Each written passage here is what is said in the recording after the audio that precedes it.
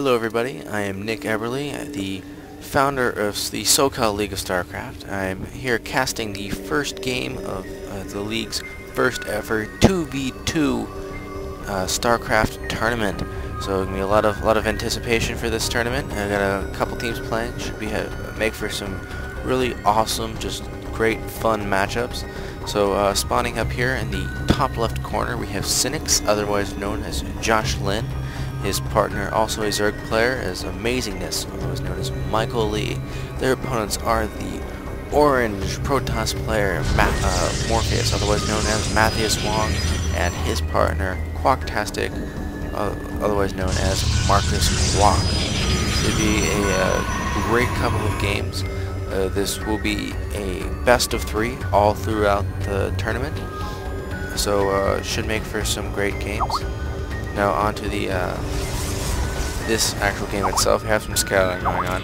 Nothing major. This is a team play map, so it's very difficult to actually put a lot of early pressure on and eliminate both players at once, just because both players can help themselves or help each other out. You do have this destructible debris at the back of each player's or of each group's base, which can be a pain. You do have to go all the way up here to get to it though.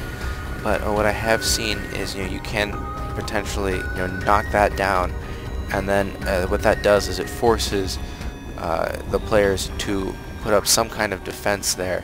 So we do have spawning pool on the way for both Zerg players, so it's about a 13 or 12 pool, looks like 12 or 13 pool. So we simultaneous, we might see some Zerglings come out of there. We have 3 gateways going down, 2 for Morpheus and 1 for Quacktastic. We'll see how that goes. Getting that early wallet, which is good because there's very potentially going to be some Zerglings spawning here soon once these spawning pools get up. So far, pretty standard play from everybody. Got this one drone. Will it survive? I don't think it will. It's gonna get out of there. Ooh, 1 HP. Is it gonna make it? No. Oh, hey, made it out of there. That's impressive. Skills. It's amazing. Taunting his opponents with his amazing skills. So we do have both spawning pools up. A queen on the way for Cynics, and an expansion going down. We had 17 drones for Amazingness. So that's always good, always fun. We will see how this game plays out. It's a very typical Zerg timing for that expansion, because it does cost less, so you can get that up a little faster than everybody else. And if he keeps droning up, that should be a huge boost to his economy. And Zerg players, if a Zerg player gets map control and his macro is really on top of it, the idea is to basically spawn an army, attack, and if it dies, basically have another one macroed up by the time the other player manages to march all the way to your base. And that whole concept is really going to be key as when it comes to battling a pair of Protoss players. Because as we all know, Protoss players become very, very scary when they macro up, especially if they get maxed out at any point in time. Just because Protoss armies in general are stronger, do more damage than your typical Zerg unit, 1 for 1. And if you throw upgrades into the mix, it can be very terrible. So the Zerg strategy in general is going to have to be heavy macro and some really, really solid map control if they have any hopes of winning this. We do have a stalker moving out here, and Matthias, I have seen this before in games where I've played with him. He's just out here just to scout, see what's going on. I do think he saw those drones, which means he knows there's an expansion here. He's gonna micro a little bit here. His stalker should be fine. Yeah, see, Zerglings are gonna back out there. Not a battle they're going to win. Or if they do, but he's going to make it back by the time anyways. So we do have gateways up for everybody. Metabolic boost almost finished for Amazingness, and a Roach Warren going down for Cynics. So roaches are always good. And an observer coming out for Quacktastic. Just kind of see what they have there. Also for Matthias, we have Blink Stocks in the way. I love seeing Blink Stocks on the field. I think every Protoss should use blink stocks. That's just me. I'm not actually a Protoss player. I'm all about those Terran peeps. So, holla to my Terran friends out there. Anyways, blink stocks are very versatile, and if used correctly, can be extremely deadly. We do have warp gate technology just finishing for everybody. We're going to take out this destructible degree, kind of make an early gold expansion, which will be very, very beneficial for these Protoss players. We do have an immortal spawning from Quacktastic. Now I don't think they've actually seen roaches at this place. This will be the first time they've actually seen roaches, so this immortal they're going to find is going to be surprisingly useful against the large amount of roaches that have spawned here. We have 13 roaches to deal with and 13 stalkers, so plus that one immortal. So we max out some more. We do have some blink micro. Blink micro that will make it very, very difficult for these roaches to actually kill these stalkers.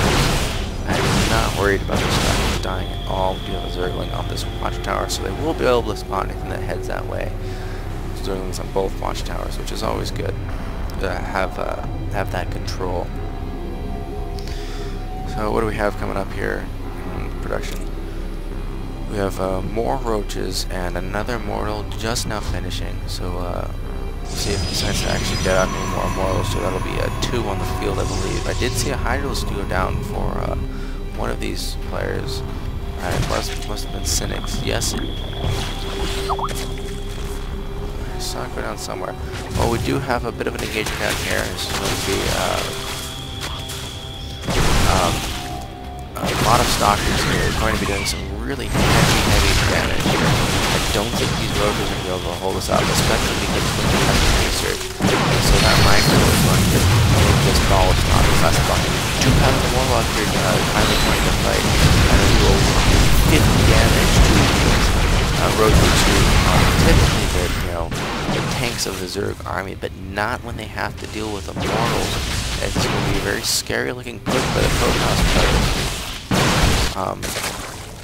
We will see if they can actually manage to get any solid damage. So they're doing very well. We do have reinforcements from these expansions. These expansions have been up for a while. We have one expansion going up for the Protoss player, but nothing mining here. It is a gold. We do have a couple probes transferring, but nothing major. Another immortal. Just gonna sit there, block the ramp a little bit. So, Cynics are taking some heavy damage from this push. A lot of tech we do. I could have sworn there's a Hydralisk down somewhere. I am going crazy. I apologize for seriously. But I'm trying to get this out desperately. More to loads of damage. I don't think there's enough of these roaches advantage to actually clean this up. Petri does go down huge with also conserving its production building, preserve production. Never get a boost. This one is a game very difficult to match. This will be cleaned up eventually, large part due to the amount of roaches produced by amazingness. So Protoss army going to be pushing up over here to the relatively undefended pair of expansion. Now we will get caught by these roaches. Getting back up ever so low in Zergs. They're so it's to get out of here. Stalkers to get out of here too. It doesn't look like it might come back very well. Getting some active kills, but there's too many roaches. Will this immortal make it out of there? Oh no, Zerglings, no. There he goes.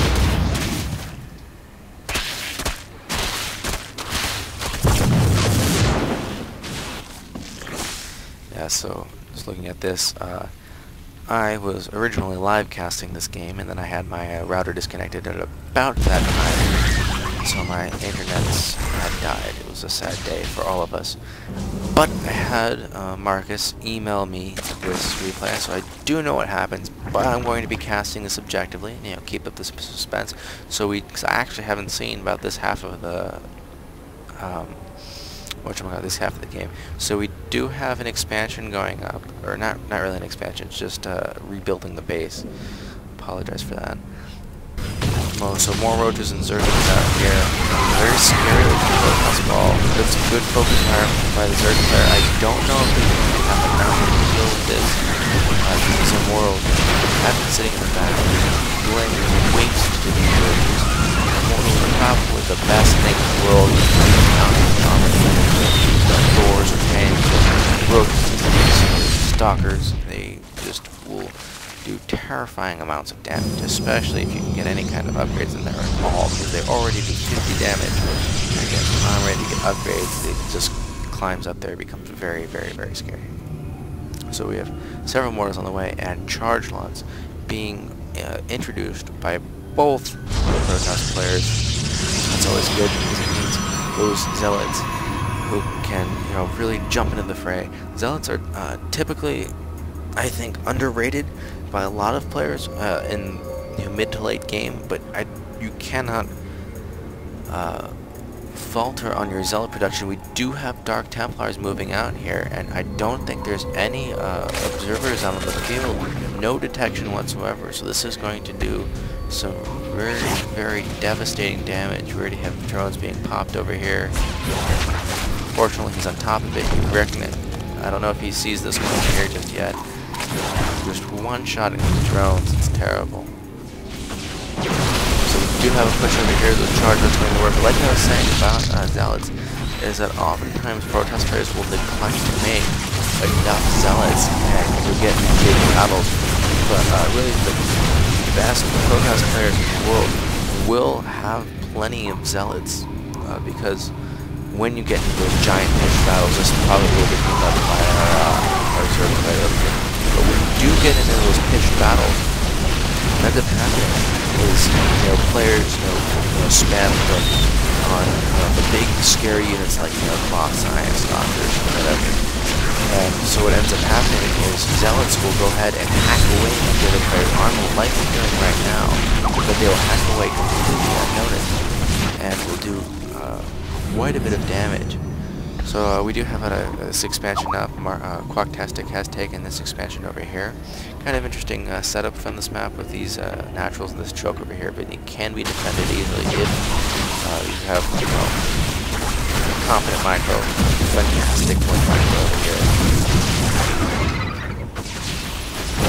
I just goes to show how much micro can really help. We did lose an expansion over here from Cynics, which is bad. It's the second time he's lost a hatchery. He's lost several drones to these DTs. Looks like Amazingness is going to GG, and Cynics has left the game as well. So the first round of these games goes to Quacktastic and Morpheus. A very handy win. Look at all these production buildings. It was well played by everybody. Great work with Dark Templars. Astutely, observing that there are no actual observer or detector units, which is great. Great macro from everybody. Lots and lots of units. You do have these, Immortals that were very, very well placed, doing crazy damage.